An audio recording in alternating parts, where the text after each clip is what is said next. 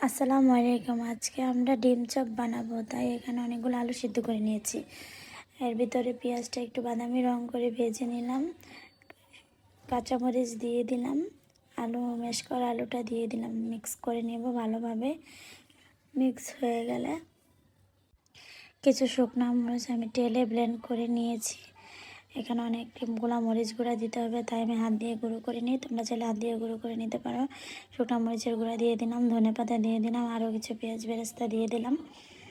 তারপর ভালোভাবে এটা ভেজে নিব। লবণ টেস্ট মতো দিয়ে দিবে, যার যার স্বাদ অনুযায়ী। এখানে কিছু মশলা দিচ্ছি, পাঁচফোড়নের গুঁড়া, জিরার গুঁড়া, দারচিনি, এলাচের গুঁড়া। যেহেতু আমি এখানে অনেকগুলো রমজানের জন্য বানিয়ে নিচ্ছি, তাই একটু মশলাটা বেশি দিয়েছি।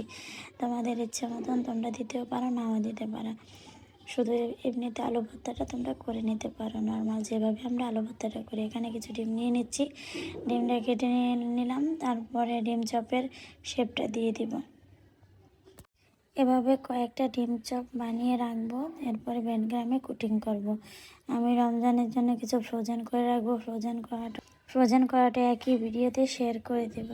এখানে কিছু বানিয়ে নিচ্ছি, তোমরা চাইলে এই পর্যায়ে ডিপ ফ্রিজে সংরক্ষণ করতে পারো, কিন্তু আমি ব্রেডক্রামে গড়িয়ে নিব, তারপরে সংরক্ষণ করব।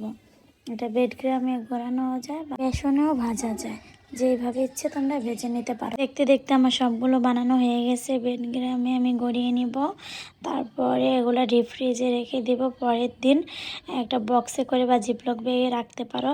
আমার ভিডিওটা যদি ভালো লাগে থাকে আমার পাশে থাকবে, লাইক কমেন্ট শেয়ার করবে। আল্লাহ হাফেজ।